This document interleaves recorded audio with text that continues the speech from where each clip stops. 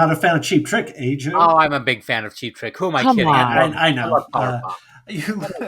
I don't care for Big Star or Cheap Trick. Says Joe. That's going to be on. That's going to be on our Instagram feed. I'm like, well, ladies and gentlemen, I was taken out of context. Show and Sell. Hello and welcome to Show and Sell, the show that celebrates digging through other people's Hello, Trash Dragons. I am Chris, Trash Dragon of the West. This is my guitar, Mr. Blankenship. Hi, Mr. Blankenship. Hi, Mr. Blankenship. Oh. He says hello back. You should like, share, and subscribe. And reminded me that I sell on Discogs at eBay, mostly media. And play guitar. Yeah, shred. Shred. And I'm Katie, and I'm Trash Dragon of the South, and I sell mostly clothing and accessories, but I am always on the hunt for anything unique, sparkly, and a little bit scary. And I'm Joe. I'm Trash Dragon of the East. I sell a little bit of everything, and if there's a lot of something, I want it. Case in point, in the course of sitting down, I realized I had tucked away some posters, not only one, but two of these Share Believe posters that I had no idea I had forgotten I had. And so it's, you think one is good, two is even better. Two is better. Do you believe in love after love after love? I do. Yeah. Sure. Absolutely. I believe anything Cher tells me to believe. Be clear. If Cher says it, I believe it. Mostly stay away from that Sonny Bono creep. Let's move forward to our first segment, The Thing That Brought Us Joy. The thing that brought you joy. All right, we are back. The Thing That Brought Us Joy. Who wants to go first? I have so I'm back on Operation Clean Out My office. We'll see. The goal now is to get it so I can shut the door, by the end of the month. So baby steps. And I ran across this, which I got at an auction, like as a lot of other things. It's basically like it's sort of like tracing paper, but it's like affixed to an artboard. Okay. And it's an ink-on tracing paper of a giant man. That's really cool. Are those ships? Are they ships? And it came from the estate of Betty Ballantyne. I probably talked about that series of auctions. Betty Ballantyne was like her husband. She and her husband Ian ran Ballantyne Books, the paperback company. Yeah. And so that I was like, I couldn't figure out what that was from, but I was like, this is probably original art of some sort. And it looks like it was a rough for the cover of The Children of Lear by Evangeline Walton. And if you see, there's the ships. We'll do a side-by-side comparison. Does feel like the same art style. Yeah. Oh, yeah, that was the same. It is the same. It's like I said, I think this is the rough version that he sent to the artist. Cool is that? Let's see if I can find the artist. David Johnston is the artist, and nice. I think last time I checked, he was still alive. And I was going to ask him about this, and I never did. It just feels weird to say. It feels weird to reach out to an artist and say, "Hey, I want to sell your art. What can you tell me about it?" Or just why don't you just say, "Hey, I found your art, and I'm curious about it. Would you be open to answering a few questions?" And then he sees it online and is like, that guy.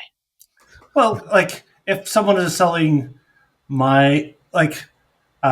Rich talked about this last week, where he's just like, does it make you feel bad when you see the stuff that you worked for and made your life, your creative work in the discount bin? Does that make you feel bad?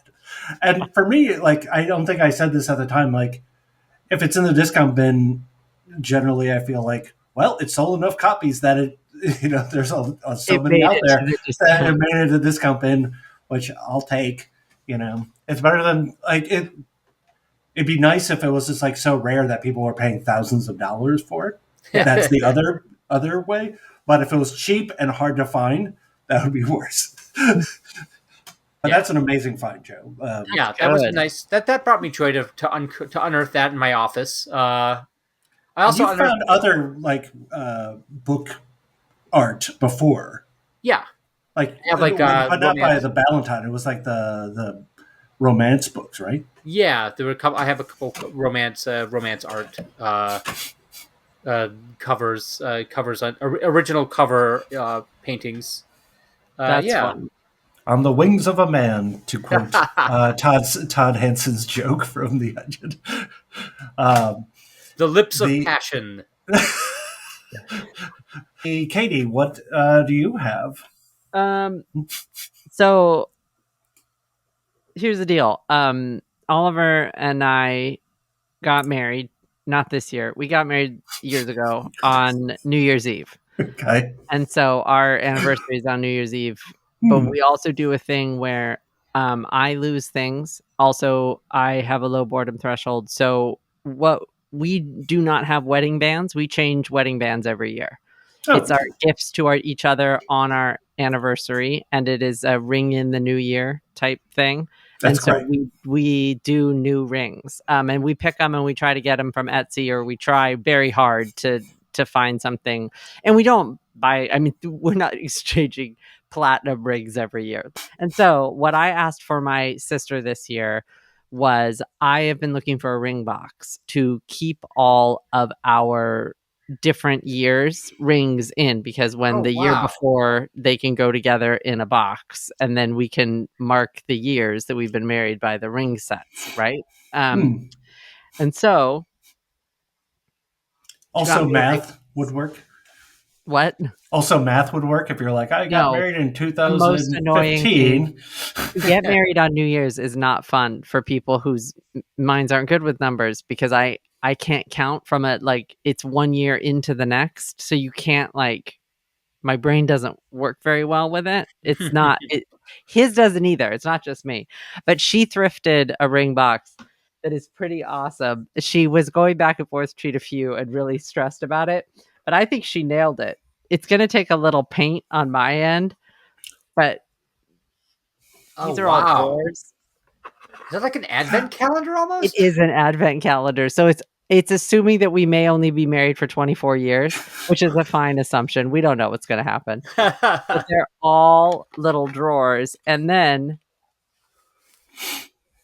it lights up. No. Oh, wow. Nice. It's amazing. She nailed it, because I told her I wanted something a little weird and different, and she did great. So all I'm going to do is, these little pictures down here have like presents in them and things, and I'm just going to paint little things in them. But it's really cute. I'm very excited. She did a really good job.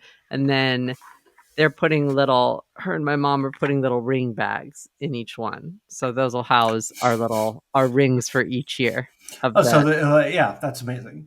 So And we actually, are up to year 7, I think, this year. No, 8. We're in year 8, wherever 8 is. There's 8.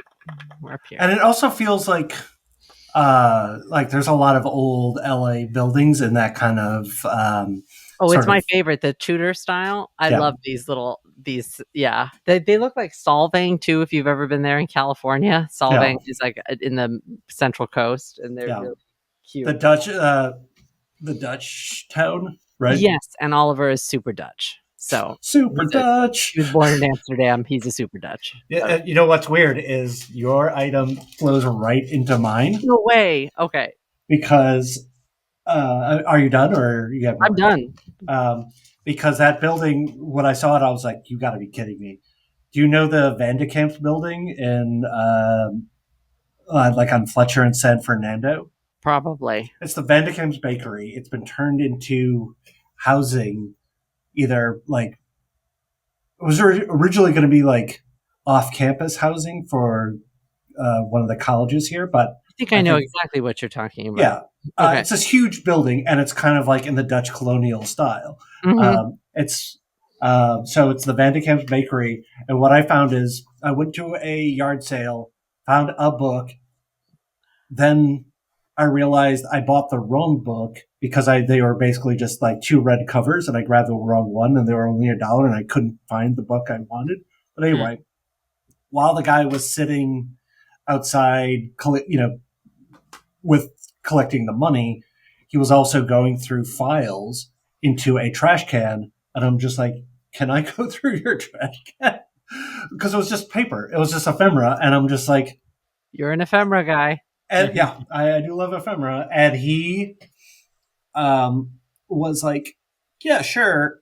And told me his wife used to work for Vandecamp. So what I brought is a typed letter from 1955 from George Purcell of Vandecamp Bakeries. And it was a talk presented before the Restaurant Management Short Course, UCLA, February 3rd, 1955. Wow. It's on the kind of like Onion skin, it sounds like. Yeah. Yes, good ear, Joe. And it's like, there's nothing super like hilarious, other than the sort of business sincerity of it.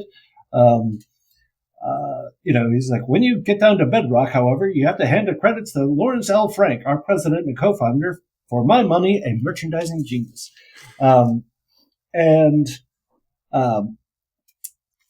Eventually the company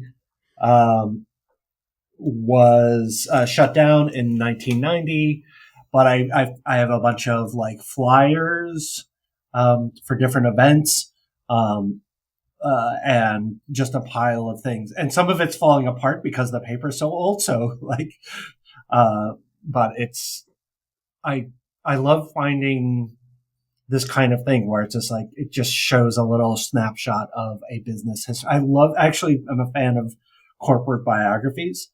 Like Coca-Cola, I've read the Budweiser I've read the Hershey chocolate and Mars bar book, and just a bunch of. I just find them fascinating.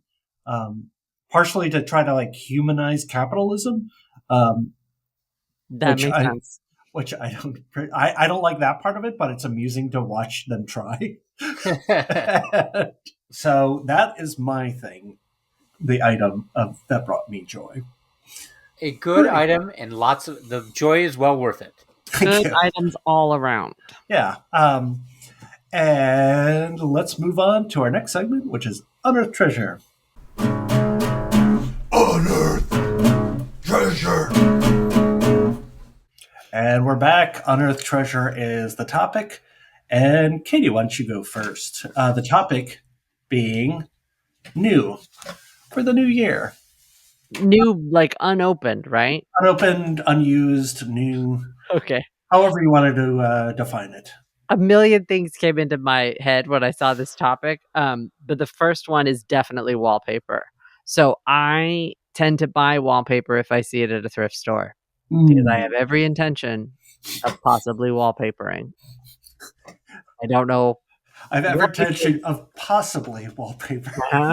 It's not even. I'm going to wallpaper. I like to look. I'm going to give myself the grace to not. Look, I like to watch people wallpaper in videos. I like to see the finished product. I like the crazy wallpapers that are out there. There's this British company called Mind the Gap that does the most elaborate wallpaper. And it is my dream someday to own some of that wallpaper and possibly use it. I should probably also have someone do it, because I'm one of those people that if you blur your eyes, things look okay. But, if you sort of do that. Yeah, it's an exact art, and I'm not an exact person. So here's just some examples that I could find. Just new in wrapper. It's got little stars on it. Oh, nice.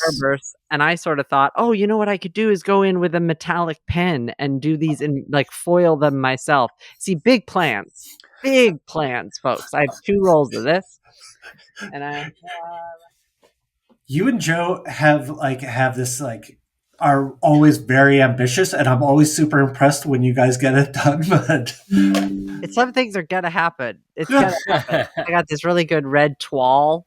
Oh wow! I love the toile. It's that, the French folks hanging out in a pasture. That's what's happening. Just being disagreeable. I'm not. I have a whole box in the garage marked wallpaper. Have you tried reselling any of it? Because I know that, if you're looking, if you're looking to replace, like if you have some wallpaper and some of it needs to be replaced, and it's like 15, 20 years old, you're not going to be able to find that pattern again new. So I think I've sold a couple things here and there. I've tried. Probably to me.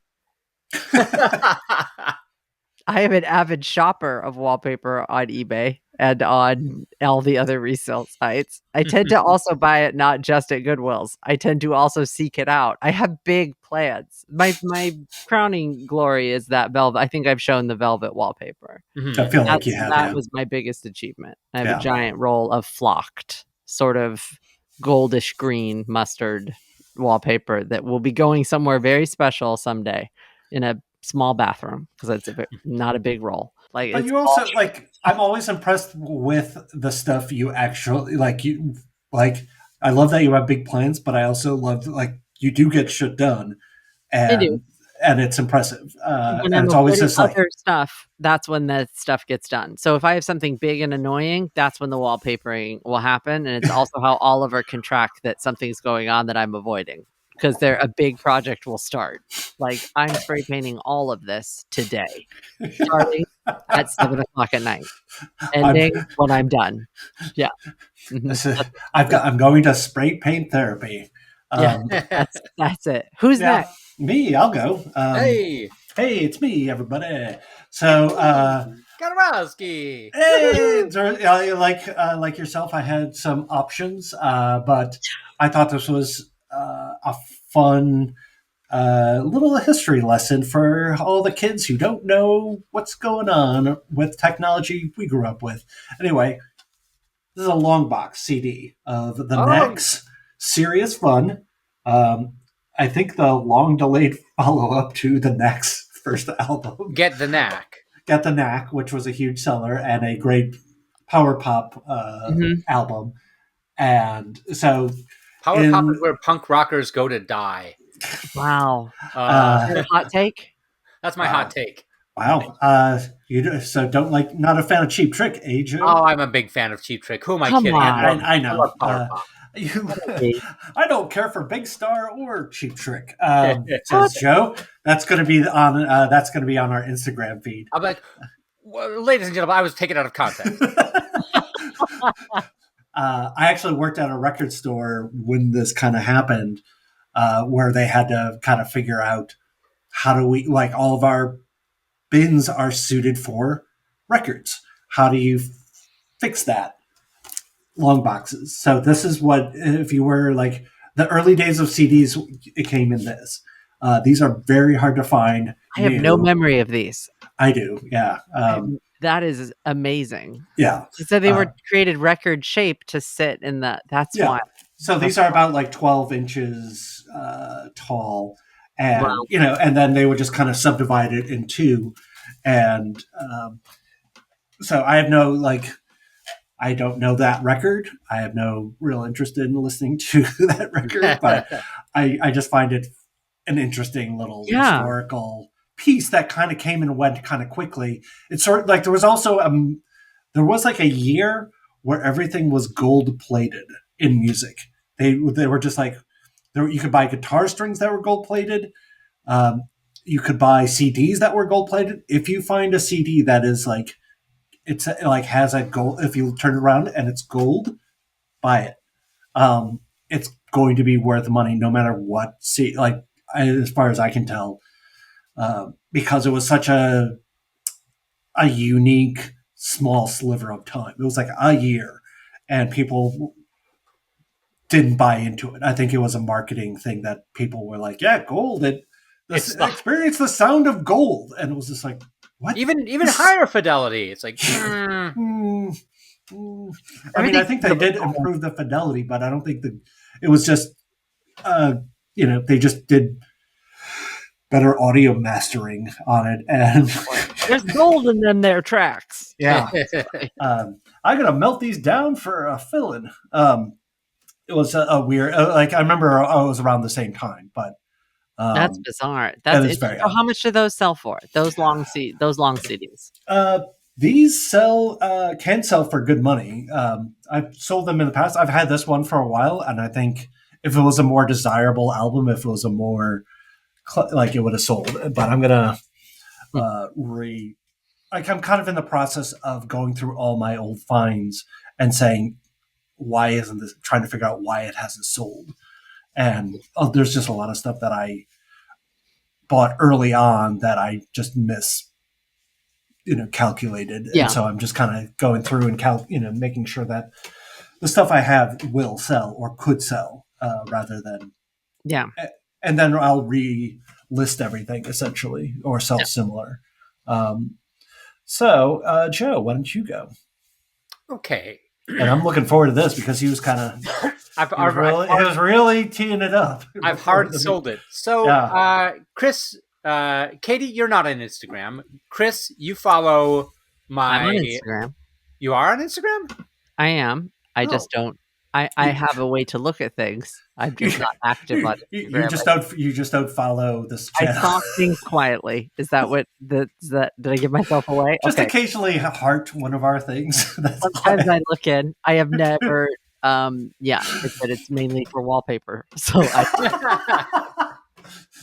well, for my mine is usually just animals playing instruments or enjoying music.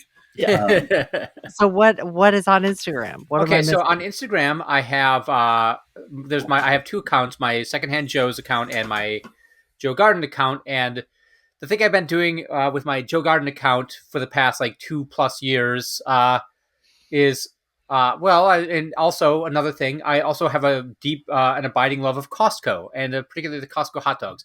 So for the past 2+ years, I've been doing hot dog selfies at Costco. There we go. There's one there. Yep. There's one there. And I think there's probably more, but I think that there's one more. Yeah, there's one at night. Nighttime Costco hot dog selfies are the hardest ones to do. Yes, Katie. Do you have a particular hot dog recipe? Like what goes on the hot dog? It varies. Just depends upon how I feel at the time. Sometimes it's mustard, and sometimes it's mustard, ketchup, relish. Sometimes it's just mustard and relish. Sometimes they have chopped onions at this particular Costco. I'll add that. That's fine. And it's always tasty. And it's like, hey, $1.50 for a hot dog and a soda. Can't go wrong with that. Yeah. So anyway, my favorite Costco CEO story is the owner of Costco threatening subordinate executive. He's like, if you raise the price of hot dogs, I will kill you.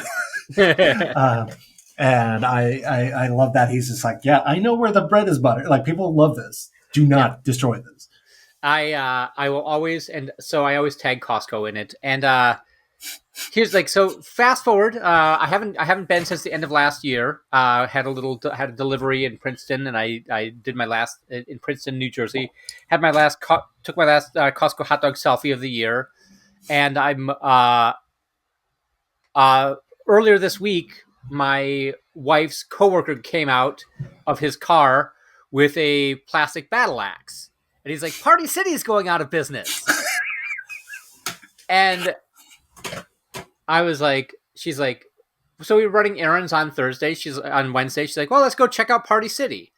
So we went to Party City, and lo and behold, they had, I'm upping my, for watchers who do follow me on my Instagram account, I'm upping my Instagram game, my hot dog selfie game, because they had the inflatable hot dog costume. So I know it's not thrifted, but it was 75% off. Worth every penny. Yeah. It was so it ended up being $13.50, something like that. And as you can see, I haven't opened it yet, but I am going to crack it open the next time. For my next, I'm going to try it on first and make sure it's okay. And then once I do, I'm going to start I'm going to post, well, I ate so many hot dogs, I turned into a giant hot dog. And so my goal for 2025 is for every hot dog selfie is going to be a hot dog selfie with me in the hot dog costume. And one thing to keep in mind, Katie, is that when I do these hot dog selfies, it's not just a local Costco. It's every Costco I stop at when I'm on deliveries. So anyway, between here and between New York and Wisconsin, between New York and Florida. Wherever Joe travels, he goes to Costco to find the regional specialties. How good the regional the hot dogs are. So so I'm gonna be trying that, and we'll hopefully. I hope it doesn't. Hannah pointed out it comes. It says batteries not included. It takes 4 AA batteries, so Because it these are the inflates. little. What's that? So I have. If you've seen people in the inflatable dinosaurs, Yes. So my family for Halloween, we started this a couple years ago. We are inflatable dinosaurs, but not the ones you've seen. Like I found a pterodactyl and a stegosaurus. We're a little bit off kilter dinosaurs. But the goal is to be the other, not the T-Rex. And so regardless, they inflate with a battery pack that you attach to your body. And so you're going to need like a pack of AA's, but they do last. Like it does. It's not like it's going to run out in 5 minutes, but you should keep some AA's. And a lot of them are USB charger. So if you have a portable charger for your phone or whatever, you can plug a little USB in and it runs on that. So does it like stay inflated, or is it something? So it's not like a beach ball where you blow it up and then you put the no, it like stays inflated with constantly. The fan.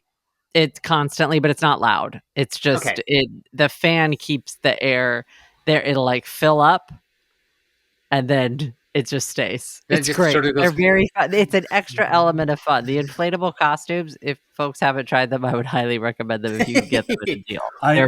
Did Party City go out of business already, or are they still? They're still. I think they've got a couple weeks left. I'm going to go to Party City and get an inflatable costume, and we should do it. And we should do an inflatable costume episode. We absolutely should. They have a pickle. Okay. I will. Okay. That feels very ethnically true to myself. I gotta see what else they've got. I gotta go too. If you guys are all doing also slightly phallic things, maybe I should also get something in that vein. I'll work on it. Banana pickle, hot dog were the 3 that they had. Okay. All right. No, yeah. I'm excited. There's going to be, I've seen a bunch of different weird ones online. So, and usually the ones that are going to be left at Party City at this point might be the weird ones. So I'm very excited. Yeah. I hope LA has specific content and I can dress up as inflatable microgreens or something. Inflatable arugula? Huh? Yeah. Just a leaf of arugula. But then also the problem is once you get into inflatables, then you realize how many there are also these puppeted dinosaurs that like people build that are like these massive, and you sit inside and can control it, and they breathe steam, and then it becomes a whole other thing where it's like, oh, I could really up my game if I had $10,000 to buy this. But in my brain, it's a lot like Falcor the Falcor head that. The person that owns the Falcor head, and I keep trying to convince Oliver that we need to make them an offer, and he's like, "Why?" And I'm like, "Because we just do. We just need to make them an offer. They're not going to take it, but we have to be in the game." Like, you should make your argument December 31st, and then throw your wedding ring at him, so he gets like you just got a new one the next day. I also don't know why I have to explain to him why it's important to have that. I feel like you should just know why it's important. But we are going to move on to our next and final segment, which is Joe. Tales from the Flypt! And we are back. The Tales from the Flypt topic is, how do you fight thrift burnout? Katie, would you like to go first? Sure. Go somewhere new. That's the kind of burnout that I get when I'm frustrated because the stores that, used to have really good things don't for a while. Yeah. But I don't know. I haven't experienced as much like hunting burnout. Hunting is always exciting for me. But the actual places that's what causes the burnout is when it's over and over again and there's nothing good. But that's also helped a little bit because I got really good at online thrifting during COVID. Right. So I don't know. What have either of you experienced? Like, I know, Chris, I think you've talked about. Yeah, I've talked about it. Like I did a couple, like kind of right around the time we started the show. Yeah. I was kind of like, this is a weird time to start a show about thrifting when I'm kind of losing some of I was getting burnt out, and it eventually came back, and part of it was just like I was just like, it'll come back. Like, I just know myself well enough, so I feel okay buying things for the future, because I'm like, well, I'll be into this again. Yeah. It's just a matter of time. So I just kind of like try to focus, but I think what I did was similar, where I tried to go to more estate sales, which, there's things I like about estate sales that is not about just the finding of things. I like being in people's houses. I like seeing how they decorated. I like seeing how their house is laid out.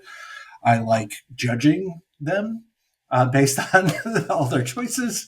And, even if I don't find something, I usually find it worthwhile. Yeah. So I think that's what I kind of try to focus more on, estate sales for a bit. But now, it only takes a couple big, great finds to get the fever back. So, Joe, what do you got? I don't, I get burned out on, I just kind of like, I don't have a strategy for it. I just kind of like let it pass. I just sort of wait it out.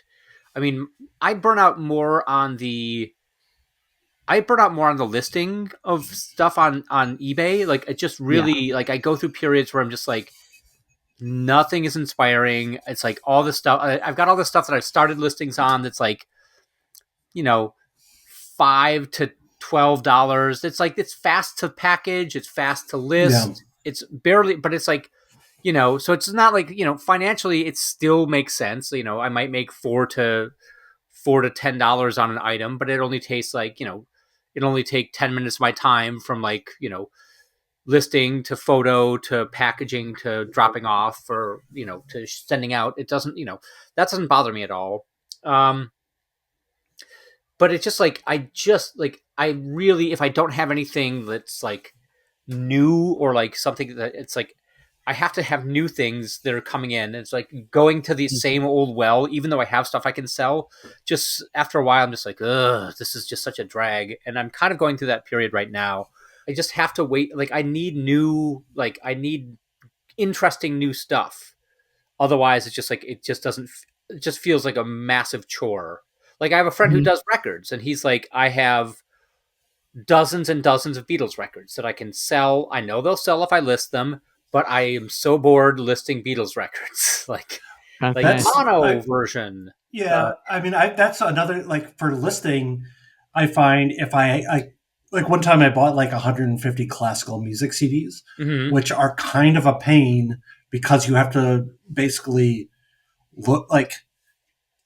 looking up the composer or the artist is going to give you almost nothing. You have to do it by the number, like the ID number.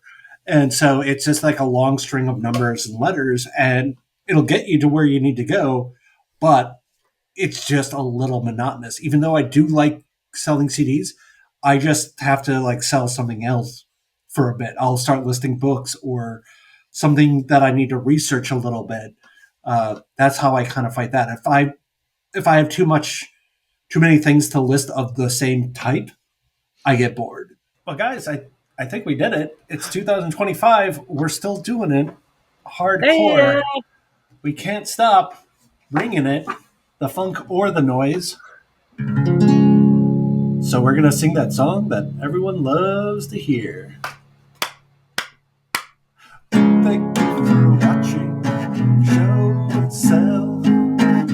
If you remember, hit like, share, subscribe. But if you don't, everything is gonna be alright. If you do, things are gonna be a little bit brighter for us. There's an algorithm controlling all of our lives. Thank you for watching Show and Sell. If you remember, ring the bell. Hey! I haven't played that for 3 weeks. Thanks, everyone. Thanks, everybody. Bye, everybody. Thank you very much. Hey, thanks for coming, everybody.